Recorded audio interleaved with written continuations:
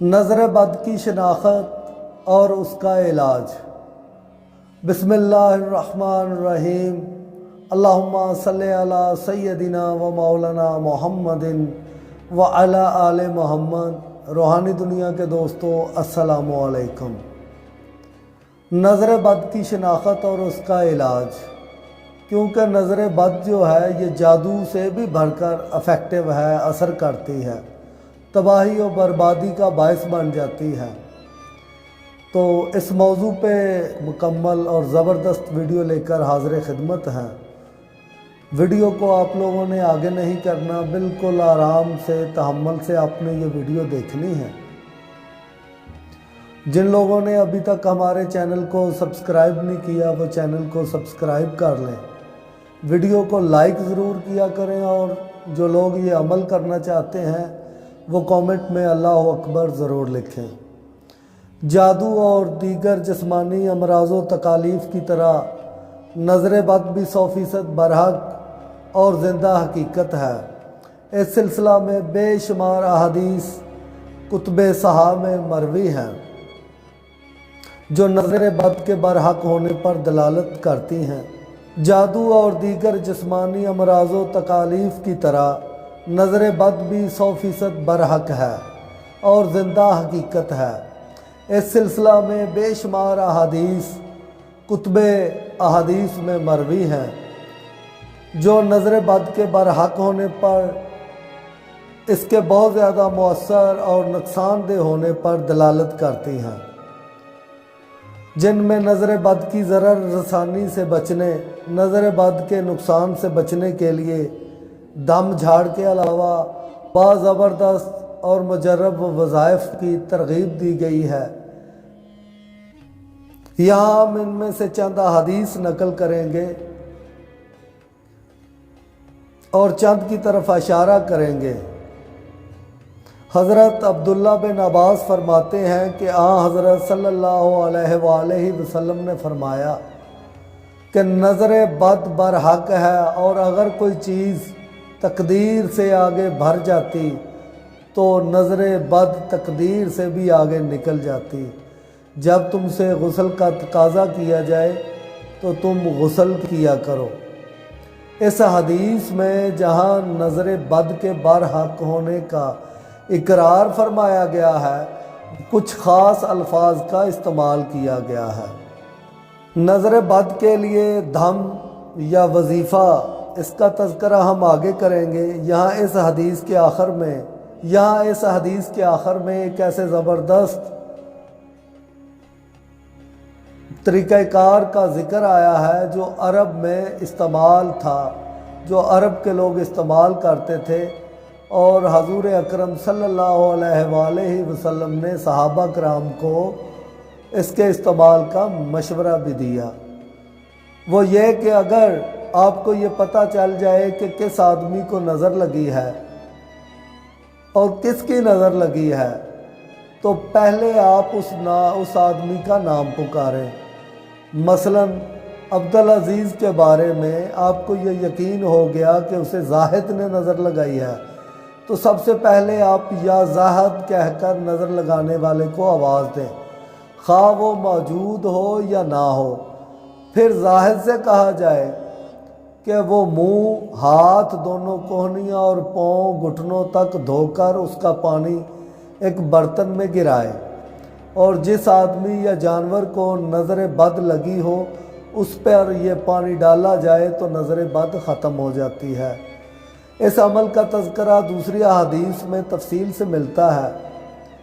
یہاں مذکورہ بالا حدیث شریف میں اس مشہور اور مروج طریقہ کار کی طرف اشارہ کرتے ہوئے فرمایا کہ جب تم سے غسل کا تقاضا کیا جائے تو اگر تمہارے بارے میں کسی کو گمان ہو کہ اس نے تمہیں نظر لگائی ہے تو تم غسل کر دیا کرو تاکہ اس کے نظر بد کا اثر زائل ہو سکے۔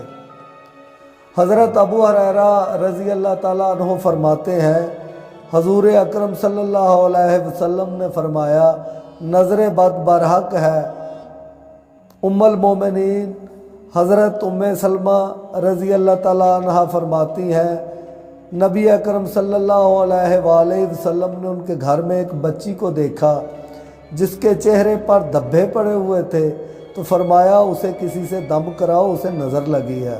ام المومنین حضرت عائشہ صدیقہ فرماتی ہیں کہ نبی اکرم صلی اللہ علیہ وآلہ وسلم نے مجھے حکم دیا کہ ہم لوگ نظر کا دم کروایا کریں۔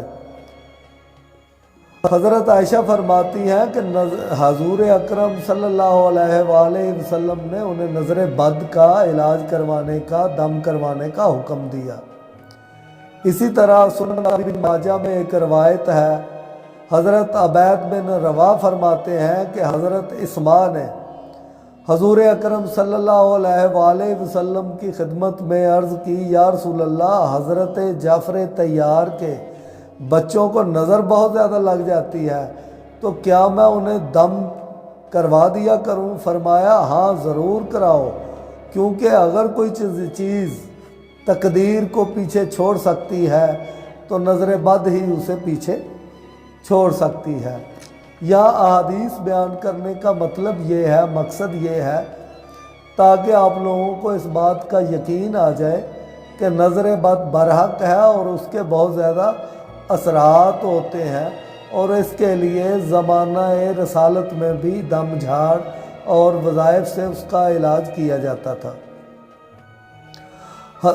اسی طرح سنن ابی ماجہ میں ایک اور روایت ہے، حضرت ابو سعید خدری رضی اللہ تعالیٰ عنہ فرماتے ہیں کہ نبی اکرم صلی اللہ علیہ وآلہ وسلم پہلے جنات اور انسانوں کی نظر سے مختلف تعویذات کا دم کیا کرتے تھے۔ جب آخری 2 صورتیں نازل ہوئیں تو آپ نے انہیں لے لیا اور دیگر تمام تعویذات چھوڑ دیے۔ احادیث میں آتا ہے کہ حضور اکرم صلی اللہ علیہ وآلہ وسلم نے اپنی آنکھوں کی ٹھنڈک دونوں نواسوں سیدنا حسن علیہ السلام اور سیدنا امام حسین علیہ السلام کو ان الفاظ سے دم فرمایا تھا۔ نظر بد سے بچنے کے لیے کچھ پیشگی احتیاطی تدابیر ہیں۔ حضرت عمر بن ربیع فرماتے ہیں کہ نبی اکرم صلی اللہ علیہ وآلہ وسلم نے فرمایا، جب تمہیں اپنی ذات یا مال یا کسی مسلمان بھائی کی کوئی چیز اچھی لگے تو اس کی برکت کی دعا کیا کرو، کیونکہ نظر برحق ہے، ورنہ نظر بد لگ جائے گی۔ کسی اچھی چیز کو دیکھو تو دعا کرو، ماشاء اللہ کہو، سبحان اللہ کہو، الحمدللہ کہو۔ جب آپ اس طرح کے الفاظ بولیں گے تو یقین کریں کہ نظر بد جو ہے اس سے پیشگی حفاظت ہو جائے گی۔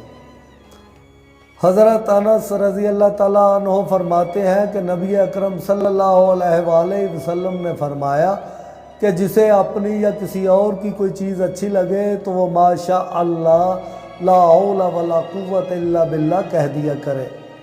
تو اس حدیث سے یہ ثابت ہوتا ہے کہ اگر آپ کو کوئی چیز اچھی لگتی ہے، آپ سبحان اللہ ماشاء اللہ کہہ دیتے ہیں تو نظر بد کے جو اثرات ہیں وہ نہیں ہوں گے، دوسرے بندے کو نظر بد نہیں لگے گی۔ حضرت جابر بن عبداللہ انصاری فرماتے ہیں کہ حضور اکرم صلی اللہ علیہ وآلہ وسلم نے فرمایا، تقدیر کے بعد میری امت کی اکثر اموات نظر بد سے ہوتی ہے۔ سب سے زیادہ جو لوگ مرتے ہیں وہ نظر بد کی وجہ سے مرتے ہیں۔ اسی طرح ایک اور حدیث جس کو کہ ابن ماجہ اور طبرانی میں روایت کیا گیا ہے، حضرت ابو امامہ بن سہل بن حنیف ایک طویل حدیث میں فرماتے ہیں کہ حضور اکرم صلی اللہ علیہ وآلہ وسلم نے فرمایا کہ تم اپنے مسلمان بھائی کو کیوں قتل کرتے ہو؟ جب تم میں سے کسی کو اپنے بھائی کی کوئی چیز اچھی لگے تو وہ اسے برکت کی دعا دے۔ یعنی مسئلہ یہ ہے کہ اگر آپ کو کسی کی کوئی چیز اچھی لگتی ہے تو حسد نہ کریں۔ حسد اور نظر بد جو ہے یہ جادو سے بڑھ کر بھی اثر انداز ہوتی ہے، یہ تباہی و بربادی کر دیتی ہے۔ تو دوستو اب چلتے ہیں وظیفہ کی طرف۔ وظیفہ بہت آسان ہے۔ نظر بد سے بچاؤ کے لیے ابھی ہم نے مختلف احادیث سے یہ بات ثابت کی کہ نظر بد جو ہے یہ برحق ہے، یہ انسان کو تباہ و برباد کر دیتی ہے۔ اس سے بچنے کا وظیفہ بہت آسان ہے، عمل بہت آسان ہے، ہر مسلمان یہ عمل کر سکتا ہے۔ اس عمل کی اجازت ان لوگوں کو ہوگی جو کامنٹ میں اللہ اکبر لکھیں گے۔ عمل بہت آسان ہے، آپ نے 11 دفعہ آیت الکرسی پڑھنی ہے، 11 دفعہ آپ نے سورہ فلق پڑھنی ہے، 11 دفعہ سورہ ناس پڑھنی ہے۔ اس کے بعد پانی پہ دم کریں۔ جس بندے کو نظر لگی ہو، کسی انسان کو نظر لگی ہو، کسی باغ کو، کسی کھیت کو، کسی بھی چیز کو نظر لگی ہو، آپ اس کے اوپر یہ پانی ڈال سکتے ہیں۔ اگر کسی جاندار کو نظر بد لگ گئی ہے تو اس کو یہ پانی پلائیں۔ اگر کسی بے جان چیز کو یہ نظر لگ گئی ہے تو اس کے اوپر اس پانی کا چھڑکاؤ کریں۔ یہ عمل روزانہ آپ نے طلوع آفتاب کے بعد 11 دن آپ نے یہ عمل کرنا ہے۔ اگر کسی کو بچے کو نظر لگتی ہے تو آپ سورہ فلق اور سورہ ناس کا نقش لکھ کر، تعویذ لکھ کر اس کے گلے میں لٹکا سکتے ہیں، کیونکہ حضور اکرم صلی اللہ علیہ وآلہ وسلم روایات میں آتا ہے کہ امام حسن علیہ السلام اور امام حسین علیہ السلام کے گلے میں سورہ فلق کا نقش لکھ کر لٹکایا کرتے تھے۔ تو دوستو، نظر بد کے اوپر ویسے تو بہت وسیع موضوع ہے، لیکن ویڈیو لمبی نہ ہو جائے اس لیے میں نے اس کو مختصر کیا۔ آپ لوگوں کا شکریہ کہ آپ لوگ ویڈیو دیکھتے ہیں۔ ویڈیو میں کامنٹ ضرور کریے، دعاؤں میں یاد رکھیے گا۔ اللہ تعالیٰ آپ کا، آپ کی فیملی کا حامی و ناصر ہو۔ آخر میں آپ لوگوں کے لیے ایک زبردست دعا، جو بندہ بھی اس وظیفہ کو، اس دعا کو سن لے گا، انشاءاللہ تعالیٰ نظر بد اور حسد سے محفوظ رہے گا۔ یہ دعا آپ لوگوں کے لیے ہے، دعا سنیں۔ اعوذ بوجہ اللہ العظیم الذی لیس شیء اعظم منہ وبکلمات اللہ التامات التی لا یجاوزہن بر ولا فاجر وباسماء اللہ الحسنی کلھا ما علمت منہا وما لم اعلم من شر ما خلق وبرأ وذرأ۔ اللہم صلی علی سیدنا و مولانا محمد وعلی آل محمد۔ اللہ حافظ۔